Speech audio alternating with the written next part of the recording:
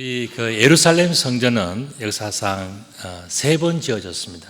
첫 번째는 솔로몬 성전이라 그래서 사실 이 성전은 다윗이 지으려고 금도 모으고 은도 모으고 동도 모으고 모든 준비를 다 했는데 하나님께서 다윗에게 짓지 말라 그랬어요. 너는 피를 흘린 자이기 때문에 성전을 지을 수 없다. 너무 많은 피를 흘렸다. 그래서 너는 안 된다. 이렇게 해서 결국 다윗은 누구에게 이것을 맡겼냐면 자기 아들 솔로몬에게 맡겼어요. 어마어마하게 최고로 화려한 좋은 성전을 지었는데 BC 586년에 바벨론이 북이스라엘을 점령할 때에 그 성전은 완전히 다 회파되어졌습니다. 그리고 성전에 있는 기명들은 전부 다 챙겨서 바벨론으로 전부 다 이렇게 가져가 버렸어요. 그러니까 성전이 없어진 거예요. 그 다음에 이제 바벨론 포로 생활을 하면서 이스라엘 백성들이 곰곰이 생각을 해봤습니다. 왜 우리 민족이 망하고 왜 성전이 이렇게 회파되고 하나님은 정말 살아 계시는가? 이 문제에 대해서 사람들이 심각하게 고민을 했죠. 왜 그런가 하면 우리는 도저히 망하지 않는다고 생각했는데 망한 거예요. 그래서 실제로 우리들은 그럼 어떻게 살아갈 것인가? 왜 이래 됐는가를 분석해 보니까 그들이 느낀 게 있습니다. 뭐냐면 우리가 겉으로만 신앙생활을 했구나. 정말 참된 하나님을 바르게 섬겼더라면, 그 하나님의 말씀을 내가 귀담아 들었더라면 이렇게 엄청난 실패와 그 다음에 이 패망은 우리가 맞이하지 않았을 텐데 우리가 하나님을 가볍게 여기고 하나님의 말씀을 마음속에 깊이 들이지 않으니까 결국 이런 일이 됐구나라는 것을 그때 가서 깨달은 거예요. 포로 생활을 하면서. 그래서 그들이 포로에 돌아오고 난 다음에서부터 제일 먼저 하는 것이 뭐냐면 바로 성전 건축을 하는 것이었어요. 그래서 이 성전 건축을 했는데 그때의 지도자가 누구냐면 바로 스룹바벨이라는 사람이었습니다. 그래서 이 스룹바벨은 성전을 지을 때 외부에서 성전을 짓지 못하게 하는 그런 세력들이 많이 있었어요. 그럼에도 불구하고 낮에는 일을 하고 밤에는 성전을 지키면서 교대로 당번하면서 끝까지 성전을 완성시켰어요. 솔로몬 성전처럼 화려하게 굉장히 큰 규모는 아니었지만은 그러나 이스라엘 백성들이 진심으로 하나님께 예배 드리기에는 부족함이 없는 그런 성전을 지었는데 그것이 바로 스룹바벨 성전, 두 번째 성전이었죠. 세 번째 성전은 언제 지어졌냐면 바로 헤롯 때 와서 이 성전을 이제 짓는데 헤롯은 이 성전을 더 확장시키고 제대로 잘 지었어요. 왜냐하면 헤롯은 유대인의 왕이지 않습니까? 로마가 세운 분봉왕이에요. 그런데 로마가 지명했기 때문에 이 헤롯 왕은 유대 사람들로부터 미움을 받는 거예요. 그런데 헤롯이 가만히 생각해 보니까 내가 이 유대인들의 환심을 쓰는 방법은 뭘까 생각해 보니까 유대인들이 제일 소중하게 생각하는 성전을 기가 막히게 잘 지어주면 좋겠다라고 생각을 한 거예요. 그리고 또 자기의 그런 은사라 그럴까 재능이 뭐냐 하면은 건축에 소질이 있는 사람이었어요. 그래서 이 헤롯은 멋진 성전을 짓습니다. 이 헤롯 성전, 이것이 바로 오늘 본문에 나오는 바로 이 성전에 관한 이 내용과 통하는 바로 그 성전입니다. 그래서 오늘 본문에 나오는 성전은 바로 헤롯 성전을 이야기하는 것인데 예수님 오시기 전에 19년 전에 시작을 해서 그 다음에 AD 63년에 지어졌으니까 약 82년 동안에 성전이 그렇게 이루어졌던 것을 볼 수 있습니다. 그림을 보시면 저 흰색은 너무너무 비싼 대리석이었다고 합니다. 굉장히 크고 웅장한 대리석을 갖다가 정말 우윳빛 나는 좋은 대리석을 가지고 짓고 저 위에 있는 금색 나는 저건 진짜 금이었다 그럽니다. 그래서 금으로 장식을 해서 어마어마한 돈을 들여서 성전 건축을 한 것이 바로 오늘 본문에 나오는 이 성전의 그런 배경입니다. 그런데 바로 이 성전, 헤롯 성전을 놓고 어떤 사람들이 성전을 가리켜 그 아름다운 돌들과 또 헌물로 꾸민 것들을 말하며 예수께서 이르시되 너희 보는 것이 이것들이 날이 이르면 돌 하나도 돌 위에 남지 않고 다 무너뜨려지리라. 그들이 물어 이르되 선생님이여 그러면 어느 때에 이런 일이 있겠사오며 이런 일이 일어나려 할 때에 무슨 징조가 있으리까? 라고 물었어요. 자, 지금 저렇게 아름다운 성전, 저렇게 좋은 성전이 다 허물어지는데 사람들은 뭘 생각하는가? 성전이 허물어지면 하나님께 예배할 수 있는 공간이 없어지고 그 다음에 하나님과 우리의 관계가 끊어지고 다시 옛날처럼 돌아가는 그런 암흑의 시대로 돌아가면 어떠냐, 이걸 생각하지 않고 사람들은 뭘 생각하냐면요, 자기가 살아남을 일만 생각하더라는 거예요. 자기 중심적으로만 생각한다는 거예요. 그래서 어떻게 생각하냐면은 어느 때 무슨 징조가 일어나느냐, 이건 뭐냐면 내가 어떻게 살아남을까, 내가 어느 쪽에 붙을까, 어떻게 할까, 이것만 생각한다는 거예요. 그래서 그들은 하나님의 성전이 무너지고 나면 하나님의 말씀이 끊어지고 예배가 끊어지고 하는 이런 심각한 문제는 생각하지 않고 어느 때에 무슨 징조가 일어나면 나는 어떻게 할 것인가, 자신 중심으로 모든 일들을 생각하더라는 것입니다. 그래서 예수님께서 또 말씀하십니다. 이르시되 미혹을 받지 않도록 주의하라. 많은 사람이 내 이름으로 와서 이르되 내가 그라 하며 때가 가까이 왔다 하겠으나 그들을 따르지 말라 말씀하셨어요. 자기만 생각하고 자기 중심으로 생각하는 그 사람들에게 예수님께서는 미혹받지 말고 그들을 따르지 마라. 그들은 전부 다 자기가 옳다라고 이야기하지만 그들을 따라가면 안 된다라고 말씀하셨어요. 그리고 또한 9절에서 난리와 소요의 소문을 들을 때에 두려워하지 말아라. 이 일이 먼저 있어야 돼 끝은 되지 아니하리라 말씀하셨어요. 자, 세상에서 분쟁이 생기고 어렵고 소문이 나고 이렇다 저렇다 모든 일들이 생기는데 예수님께서 말씀하시는 게 뭡니까? 핵심이 뭐죠? 미혹받지 마라. 사람들이 일어나서 여기가 옳다 저기가 옳다 이리 가자 저리 가자 할 때 그렇게 흔들리지 마라. 두려워하지 말아라. 아직 끝이 아니다 그랬습니다. 자, 그렇다면 무엇 때문에 두려워하지 말라는 것인가? 끝이 아니기 때문에 그런가? 그게 아니라는 거예요.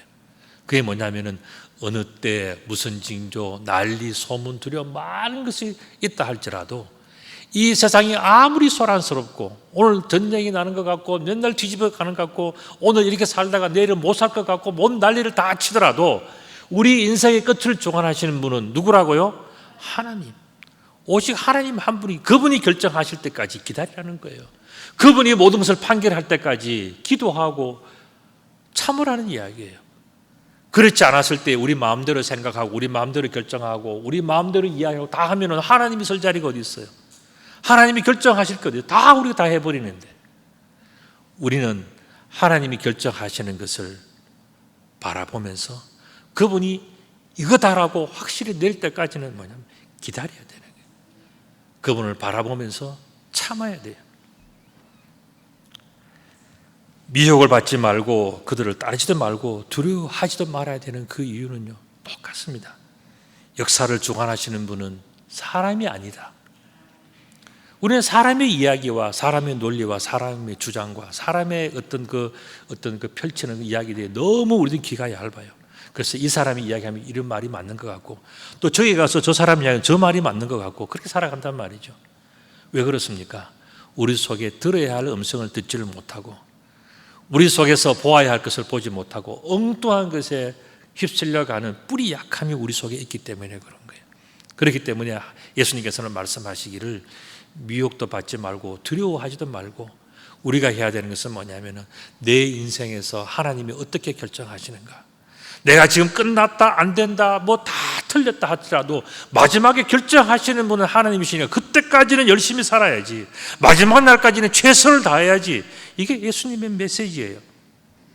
여러분들, 하나님을 잊어버린 사람들의 모습들이 있습니다. 그 사람들은 어떤 모습들일까? 오늘 본문에 보면요, 민족이 민족을, 나라가 나라를 대적하여 일어난다 그랬어요. 여러분들, 민족, 나라는요 가정의 확대 개념이에요. 여러분들 한 명이 있으면요 가족이 되지 않습니까? 가족이 되면은 그것이 가족들이 함께 살아가는 것을 우리 가정이라 그래요. 가정, 패밀리라고 얘기하지 않습니까? 그러면은 이 가정이 커지는 것, 그게 뭐냐면은 바로 민족이에요.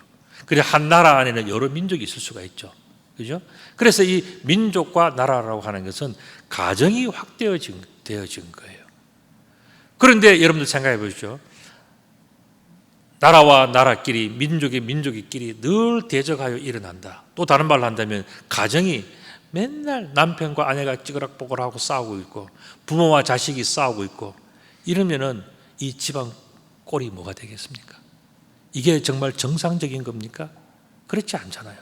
가정은 뭡니까? 서로 용서하고 서로 사랑하고 서로 도와주고 부족하면 기도해주고 그렇게 해서 살아가라고 하나님께서 맺어 놓았는데 서로 맨날 네가 옳다 맨날 그렇게 싸우면은요 그 가정이 불안해서 살아갈 수 있겠습니까?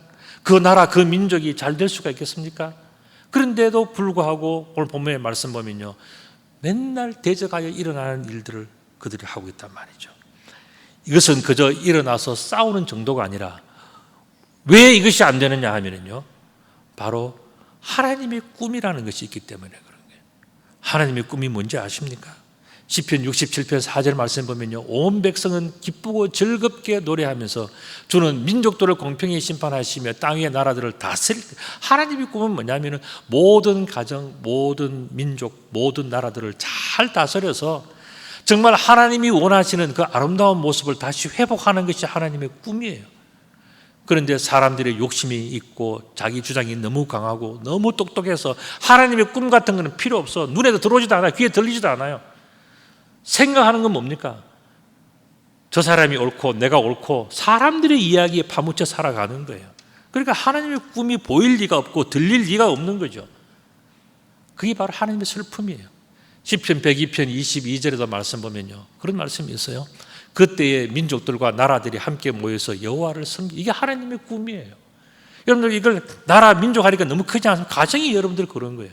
가정이 남편과 아내가 서로 사랑하면서 이해하면서 부족하시면 도와주면서 살아가는 것이 하나님의 꿈인데 하나님의 꿈 필요 없어. 오늘 내가 기분 나쁘단 말이야.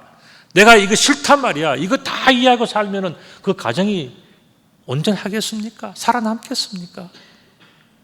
하나님의 꿈이라는 것은 너무너무 중요한 것인데 사람들은 하나님의 꿈을 생각하지 않아요.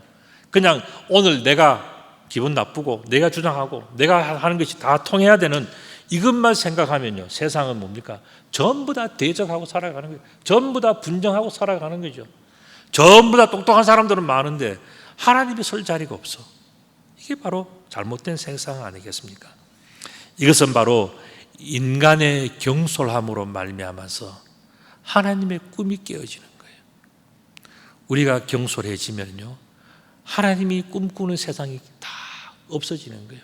세월은 지나가는데, 기회는 지나가는데 하나님의 꿈 다 깨어지는 거예요. 하나님의 꿈은 뭡니까? 모든 나라, 모든 민족, 열방에 복음을 전해서 하나님 나라를 세우고 싶어 하는데 그 꿈이 하나님의 꿈이라고 우리가 지금까지 이야기해 왔는데 우리는 뭡니까? 하나님의 꿈 깨져도 상관이 없고 내가 지금 하는 것이 전부 다 통해야 되고 맞아야 되고 이러면은요, 하나님은 부끄러워서 우리 앞에서 나타날 수 있을까요? 우리가 기도한다고 그 기도를 들어주실 수 있을까요? 하나님이 꿈이 깨어질 때 하나님 마음이 얼마나 아프겠습니까? 오늘 10절의 말씀을 다시 한번 본다면 민족이 민족을, 나라가 나라를 대적하여 일어나면요, 하나님의 마음은 산산이 깨어지는 거예요. 하나님의 마음이 깨어지면 어떻게 되겠습니까? 그 다음에 따라오는 것은요, 하나님의 진노예요. 각 사람에게, 가정에게, 나라에게, 민족에게 하나님의 진노가 따라오는 거예요. 왜냐하면 살아계신 하나님이시기 때문에, 모든 것을 지켜보시고 모든 것을 알고 계시는 하나님이기 때문에 하나님의 꿈을 생각하지 않고 하나님을 존중하지 않으면, 하나님을 경외하는 마음이 눈꼽만치도 없으면 하나님이 그 다음 어떻게 하시겠습니까? 하나님이 진노하시는 거죠. 하나님의 진노가 나타납니다. 곳곳에 큰 지진과 기근과 전염병이 있겠고 또 무서운 일과 하늘로부터 큰 징조들이 있으리라. 하나님이 사인을 준다는 거예요. 징조라는 것은 헬라어로 세메이온이라는 사인을 준다는 거예요. 우리 인생에서 하나님께서 이 사인 저 사인 다 주는데 우리 눈이 어두워진 거예요. 이미 우리 귀가 어두워진 거예요. 그 들리지도 않고 보이지도 않아. 왜 그렇습니까? 자기 욕심이 가득 차 있고 자기 주장이 가득 차 있으니까 하나님께서 말씀하시지만 인정하지 않는 거죠. 그러니까 하나님은 그 사람 속에 들어갈 수가 없는 거예요. 하나님께서는 징조를 주시지만 그 징조가 자기 속에 받아들이지를 않는 거예요. 그렇게 된다면 인간의 죄악과 하나님의 진노가 그렇게 임하면 우리는 다 끝나는 건가? 정말 그렇게 되면 우리는 어떻게 살 것인가? 바로 그런 문제가 남아있단 말이죠. 그런데 오늘 본문의 말씀 보면 이 모든 일에 내 이름으로 말미암아 너희에게 손을 대어 박해하며 회당과 옥에 넘겨주며 임금들과 집권자들 앞에 끌려가거니와 이 일이 도리어 너희에게 증거가 되리라 그랬어요. 자, 어렵고 힘든 문제들이 있고 복잡한 문제가 있어 내 인생이 너무 괴롭고 힘든데 내가 어떻게 살아야 될지를 모를 때, 어디가 옳은지 어디가 그런지를 내가 몰라서 막 방황하고 나는 정말 혼란스러운 인생을 살아갈 때 하나님께서 예수님을 통해서 하시는 말씀이 뭐냐면은 그때가 제일 중요한 때다. 그때가 바로 하나님께서 눈이 뚫어지게 너를 바라보는 그런 때이기 때문에 그때에 잘 해야 된다.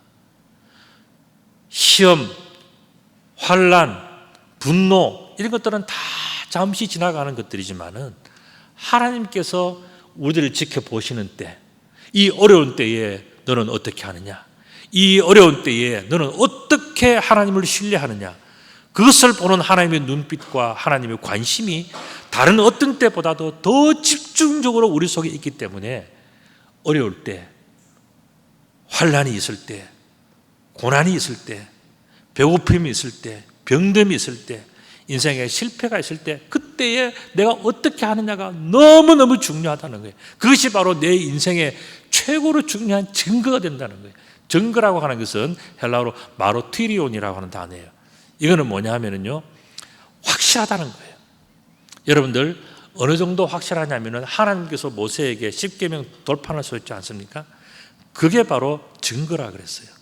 그래서 십계명 증거 돌판이라 그랬어요.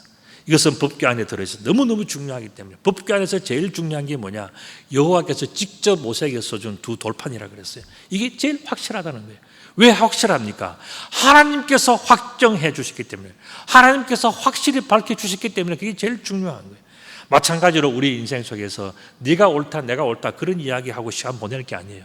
정말 중요한 것은 뭐냐? 하나님께서 우리의 모든 것을 확실하게 정해줄 때까지 우리는 기도하고 바라고 기다리면서 하나님께서 원하는 것을 해야 되는데, 하나님께서 모든 것을 확실히 결정해 주기도 전에 우리는 뭐냐? 내가 결정해야 돼. 내가 다 해야 돼. 내가 하지 않으면 기분 나쁘고 신뢰할 수 없고 때려치우고 싶고, 이게 뭡니까? 인간의 교만이에요.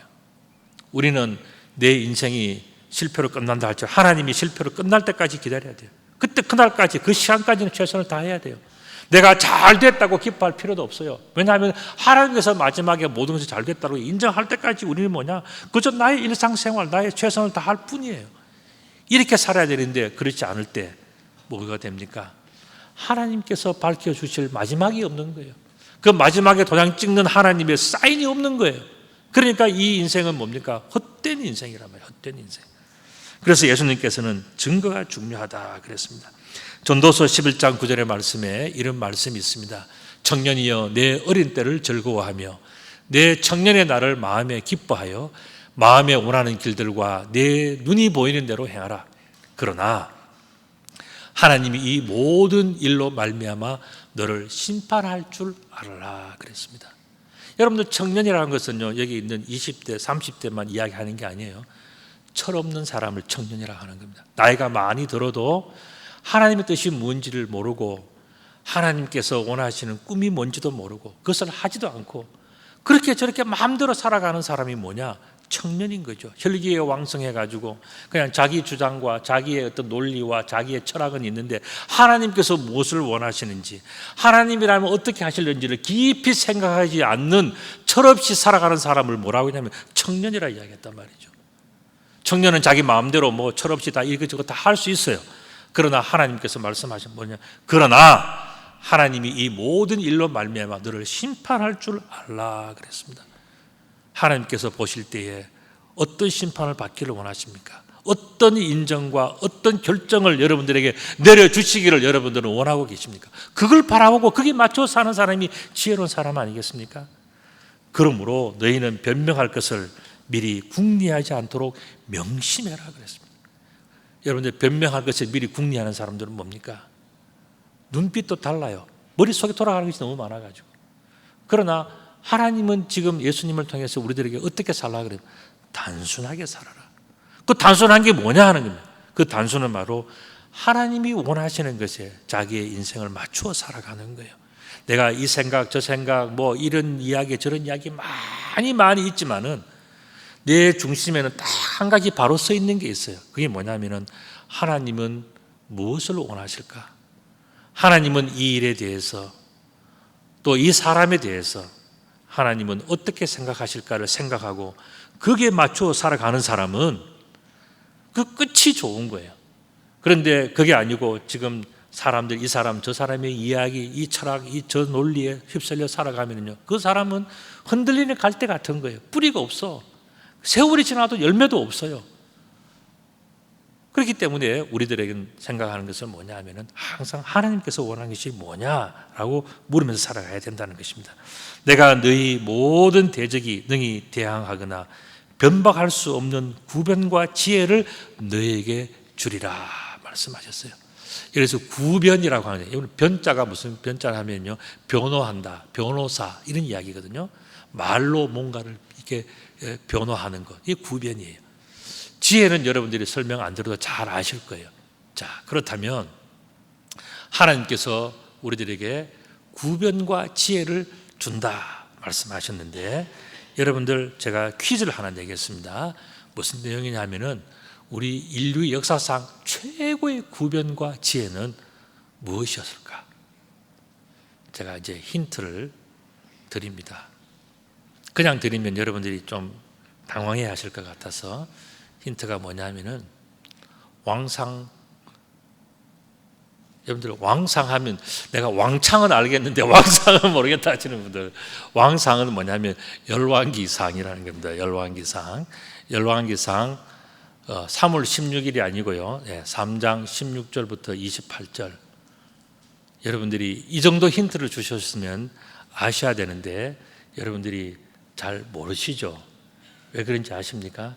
평소에 성경은 안 읽으시던가 성경을 읽어도 열왕기상, 사무엘상, 역대기상 어려운 부분을 다 뛰어넘고 가기 때문에 잘 몰라서 그래요. 자, 열왕기상 3장 16절, 28절 무슨 내용일까요? 자, 또 힌트를 드립니다. 그림 보시면, 자, 이제는 뭐 아실 것 같죠? 자, 무슨 내용일까요? 이제사 아시는, 이제사 큰 소리 여러분 다 아시는 것 같아요. 이제사 모든 분들이 바로 솔로몬의 재판이에요. 솔로몬의 재판은 그 내용이 어떤 내용이냐면요, 한 동네 한 집에 창녀 2명이 살았어요. 근데 창녀 2명이 3일 차이로 다 자식들을 낳았어요. 그런데 한 여인이 밤에 자다가 자기 아이를 깔고 뭉개가지고 아이가 엄마한테 깔려서 죽었어. 그런데 이 엄마가 또 깨보니까 자기 아이 죽었잖아요. 밤에 어떻게 했냐, 몰래 3일 전에 태어난 그 아기와 바꿔치기를 한 거예요. 아침에 일어나서 이 엄마가요, 아이 젖을 물리려고 보니까 아이가 죽은 거예요. 그런데 가만히 보니까 자기 아이가 아니야. 며칠 전에 낳았던 그 옆집의 아줌마의 아들이라. 그래서 이 아이는 내 아이가 아니다 그러니까 이 엄마는 뭐라 그럽니까? 이 죽은 아이가 네 아이고 살아있는 아이는 내 아이다라고 서로 주장을 하는 거예요. 그러니까 이 두 사람이 서로 아이가 맞다 아니다 가지고 막 싸우니까 어떻게 합니까? 결판이 안 나니까 그 당시에 최고의 재판관이 누구냐 하면은 왕이에요. 왕이 찾아가서 재판, 자, 솔로몬 왕이시여, 너무너무 중요한 문제를 가지고서 우리가 재판받으라 결론 내. 우리 도저히 주변에 다 물어봐도 다 아니다 그러고, 뭐 요즘 같으면 유전자 검사하든가 또 훌륭하신 분한테 의뢰하면은 다 답이 딱 나오잖아요. 근데 지금 옛날에는 그게 안 되니까 어떡합니까? 가가지고는 싸우고 재판하는 거예요. 그때 솔로몬이 어떻게 했습니까? 솔로몬이 신하에게 이야기를 해서 칼을 가져와라. 그리고 이 두 아이를, 이 하나는 죽었으니까 이 하나 남은 이 아이를 둘로 쪼개가지고 반반씩 나누어 주라. 그러니까 그 깔고 뭉갰던 그 엄마는 뭐라고 하면, 좋습니다. 그래, 똑같이 나눕시다. 공평하게 나눕시다. 이게 정의고, 이게 진리고, 이게 지혜고, 이게 상식 아닙니까? 똑같이 나눕시다. 한 여인은 그렇게 이야기를 해요. 근데 한 여인은 뭐라 그럽니까? 아닙니다. 이 아이, 저 여인 아이 맞습니다. 주세요. 이 엄마의 마음은 이 아이가 자기 아이인 걸 모르겠습니까? 자기가 낳은 아이고 보면 한눈에 알 수 있는 아이인데도 이 엄마는 뭐라 합니까? 이 아이를 저 여인에게 주라 그럽니다. 왜 그랬을까요? 여러분들 생각에는 왜 그랬을까요? 아이를 살리고 싶어서? 왜 그랬을까요? 저는 이 말씀을 묵상하면서요, 저는 이렇게 생각합니다. 이 여인은요, 지금 살아남아 있는 이 아이, 서로 자기 아이라고 우기는 이 아이의 생명은 하나님께서 주신 것이기 때문에 하나님께서 결정하시는 이 생명에 대해서 우리가 칼로 자르고 어떻고 저떻고 그런 일을 하지 맙시다 하는 것이 바로 이 여인의 의견이었어요. 솔로몬은 그것을 봤습니다. 과연 누가 진짜 하나님을 사랑하는 사람인지, 과연 누가 진짜 하나님을 경외하는 사람인지, 둘로 쪼개가지고서 서로 나누고서 서로 네가 옳다 내가 옳다 하는 그거 가지고서 만약 했으면 이 아이 죽었을 거예요. 그러면 어떻게 됩니까? 하나님 앞에서 또 다른 아이 하나를 죽이는 거 아닙니까? 그건 뭡니까? 하나님께서 주신 생명을 인간의 욕심 때문에 또 갈라먹는 거예요. 여러분들 가정도 직장도 민족도 나라도 이런 식으로 하면 다 망하는 거예요. 그러나 정말로 하나님을 경외하는 모습은 어디에서 드러납니까?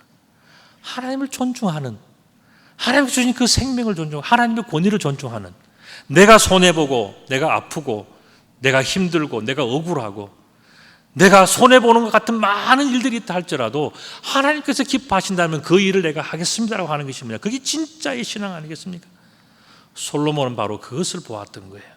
솔로몬에게는 어떻게 이런 큰 그것을 정말 이 다음 그림 뭐죠? 백지장 하나, 그죠? 이 백지장 하나는 종이 한 장 차이예요. 이거는 무엇이 옳으냐 그러냐 종이 한 장 차이예요. 솔로몬에게 이와 같은 지혜가 어디서 왔느냐에 대해서 열왕기상 이 3장 28절에는 이렇게 얘기합니다. 온 이스라엘의 왕이 심리하여 판결함을 듣고 왕을 두려워하였으니 이는 하나님의 지혜가 그의 속에 있어 판결함을 봅니다. 솔로몬 속에 있었던 것은 다른 게 아니에요. 하나님의 지혜가 그 속에 있었다는 거예요. 하나님의 지혜는 뭡니까? 인간의 생각과 인간의 철학과 논리와 계산으로 하지 않고 하나님께서 무엇을 원하시는지, 하나님은 이 일에 대해서 어떻게 그걸 바라볼 줄 아는 것이 하나님의 지혜예요. 솔로몬은 그것을 보았기 때문에 그 마음을 가지고 있는 이 여인을 한순간에 알아본 거예요. 누가 옳은지 그른지를. 우리 인생 속에서도 마찬가지입니다. 하나님이 원하시는 것이 뭔지를 생각하는 사람은요, 아무리 어려운 숙제가 오고 아무리 복잡한 문제가 오고 아무리 골치 아픈 문제를 막 갖다 뿌려놔도요, 하나님 앞에 중심이 바로 선 사람은 무엇이 옳은 것인지 무엇이 그런지를 다 구별할 수 있어요. 왜냐하면 인간의 계산과 인간의 논리에 휩쓸리지 않고 하나님이 원하시는 것을 따라가기 때문에 그 사람은 하나님께서 원하시는 답을 찾아낼 수가 있는 거예요. 솔로몬은 이 어려운 문제를 놓고 아무도 해결하지 못하는 이 문제를 솔로몬은 딱 해결하지 않습니까? 어떻게 해결했습니까? 자기 속에 하나님의 지혜가 있는데 저 여인 속에도 보니까 하나님의 지혜가 있는 거예요. 그래서 하나님은 저 여인이 옳다, 저 여인이 이 아이의 진짜 엄마다, 저 엄마에게 이 아이를 주라고 솔로몬이 그렇게 이야기한 것 아니겠습니까? 하나님의 지혜를 가진 사람은 그렇게 서로 통하는 거예요. 하나님께서 주시는 그 마음이 있는 사람은요, 절대로 갈라먹게 하거나 깨어지거나 분열을 일으키나 이렇게 하지 않아요. 하나님의 마음을 가진 사람은 항상 뭡니까? 하나가 되어져 가는 거예요. 그리고 올바른 일을 위해서 기도하면서 그 길을 나아가는 거죠. 인생은 수많은 쟁론의 연속입니다. 심지어 부모와 형제와 친척과 벗이 서로 죽이겠다고 난리치는 것이 우리 인생살이에요. 또 너희가 내 이름으로 말미암아 모든 사람에게 미움을 받을 것이나 너희 머리털 하나도 상하지 아니하리라. 이렇게 아름다운 일이 될 수 있는 비결은 뭘까? 우리는 이렇게 힘든 인생, 복잡한 인생, 골치 아픈 인생, 서로 옳다, 서로 모든 전부 다 맨날 싸우는 이 분쟁과 같은 이 세상 속에 살아가는데 머리털 하나도 상하지 않는 방법이 뭘까? 여러분들 어떻게 생각하세요? 이렇게 될 수 있는 비결이 본문에 나와요. 19절의 말씀 보면 너희가 인내하면 된다 그랬어요. 인내하지 않기 때문에 모든 복잡한 문제가 생기는 거예요. 그러나 이 모든 문제에 대해서 인내하면서 하나님의 결정을 기다리고 하나님의 시간을 기다리고 하나님의 꿈을 기다리고 하나님 나라를 기다리고 하나님의 계획을 기다리면서 바라보면서 인내할 줄만 알아도 우리는 잘 될 수 있다는 거예요. 인내라고 하는 것은 히포모네라고 하는 단어예요. 이건 뭐냐면요, 끝까지 참고 기다린다는 것인데 그냥 기다리는 것이 아니고요, 하나님을 신뢰하면서 기다리는 것이 뭐냐? 인내예요. 하나님이 결정하실 때까지. 내가 지금 이것이 옳다라고 말을 하지 않는 거예요. 내가 또 이것이 틀렸다라고도 이야기하지 않는 거예요. 우리 뭐냐? 하나님께서 결정되어 주실 때까지 참고 오늘의 이 힘든 것, 억울한 것, 내가 복잡한 많은 문제들을 내가 참고 기다리면서 살아가는 것이 뭐냐? 히포모네라고 하는 헬라어예요. 이것은 하나님을 신뢰하기 때문에 기다릴 수 있는 바로 그런 마음을 이야기하는 거죠. 여러분들 우리 한자에 보면 인내라는 말이 있어요. 한자 참을 인자에 견딜 내자입니다. 참을 인자는 뭐냐? 우리 마음, 심장이라고 하는 심장에다가 칼을 콱 찌르는 겁니다. 날카로운 칼을. 그러면 심장에 칼에 찔리면 그 죽을 고통은 죽는 것 아니겠습니까? 그렇게 날이 선 칼로 심장을 찌를 때도 그것을 참는 것이 뭐냐? 그게 참을 인자예요. 내자는 뭐냐? 내자는 견딜 내자인데, 저 내자가 보니까 이제 저 수염, 원래는 마리얼 그런 인자인데, 그게 이제 수염이라고 하는 그런 뜻이 뒤에 무슨 부수가 따라오면은 수염이라는 뜻이 있답니다. 그래서 이 수염, 그다음에 또 마디촌자는 뭐냐면 손수자와 같은 거래요. 그러니까 여러분들 이렇게 죄를 지어서 끌려가는데요, 조롱당할 때에 옛날에 수염이 뭐냐? 자기의 얼굴이고 자기 체면이잖아요. 그런데 뒤로 묶어가지고 수염을 쥐어 흔들면서 이놈 저놈 하면서 모든 쌍욕을 다 하면서 끌려갈 때에 그 수염이 끌려가는 그 어른의 수치스러움, 그것을 참는 것이 뭐냐면 바로 견딜 내자예요. 여러분들, 인내라고 하는 것은 적어도 그 정도 참는 걸 이야기하는 거예요. 우리가 자존심 상하고 때려치우고 싶고 뭐 죽여버리고 싶고 다 그냥 확 불질러 버리고 싶고 뭐 하고 싶은 모든 것들이 다 우리 마음속에서 얼마나 유혹이 많이 있겠어요. 그럼에도 불구하고 뭡니까?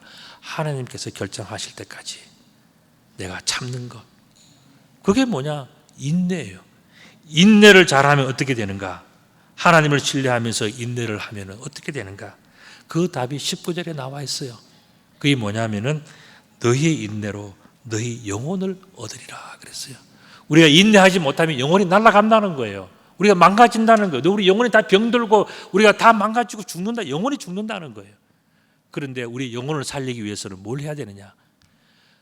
아무리 힘든 고통이 있더라도, 가슴이 찢어지는 아픔이 있고 내가 이해할 수 없는 수치를 당하고 모든 일을 다 하더라도 하나님께서 그 모든 일들을 결론 지으실 때까지 내가 참는 것, 그게 뭐냐? 인내라는 거예요. 그렇기 때문에 우리들은 이 인내를 잘 해야 되는 것인데, 인내를 잘하는 것이 뭐냐? 인내는 여러분들에게 점검을 만들어주는 축복의 시간들이에요. 여러분들, 나는 왜 이렇게 고통스러울까? 나는 왜 이렇게 어려울까? 왜 이렇게 찌질이 가난하고 몸도 약하고 뭐도 안 되고 다 이럴까 생각하면요, 그 사람은 인내심이 없는 사람이에요. 욥의 인내를 보십시오. 얼마나 많은 인내가 있었습니까? 욥이 그렇게 참았는 그 모습은요, 하나님이 다 보시면서 어떻게 했는지 아십니까? 내 종 욥을 보아라. 네가 아무리 괴롭히고 아무리 흔들고 다 해도 욥은 끝까지 하나님을 배반하지 않는다. 그 이야기를 한 거예요. 여러분들, 우리 인생 속에서도요, 우리들은 눈물 나는 고통들, 때려치고 싶은 일들이 한두 가지겠습니까? 여러분들, 사업하면 다 잘 됩니까? 가정으로 살아가면 다 행복합니까? 여러분들, 모든 생활들이 전부 다 만족스러워요? 그렇지 않아요. 아담 이후로요, 우리 인생은요, 눈물과 고난의 골짜기예요. 그럼에도 불구하고 우리들이 인내해야 되는 것은 뭡니까? 하나님께서 우리를 지켜보시고 하나님께서 아직 우리 인생의 결론을 내지 않았기 때문에 우리는 인내하는 거예요. 그거 할 줄 모르는 사람은 어리석은 사람이에요. 그걸 할 줄 아는 사람은 뭐냐? 하나님께서 기뻐하시는 거예요.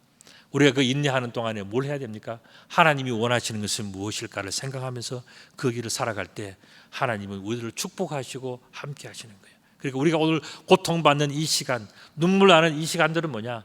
내 믿음이 점검으로 만들어지는 너무너무 축복된 시간이에요. 그렇기 때문에 우리는 경솔하게 행동하면 안 되고 함부로 해서도 안 되고요. 오직 하나님만 영광 받으시고 하나님께서 기뻐하시는 그 삶이 될 수 있도록 우리가 잘 인내하신다면 우리의 영혼은요, 풍성한 축복을 받게 될 것입니다. 오늘 이 자리에 함께 하시는 모든 분들이 그와 같은 풍성한 축복을 누리시는 귀하고 복된 정금 같은 여러분들 다 되시기를 우리 주님의 이름으로 축복합니다. 아멘.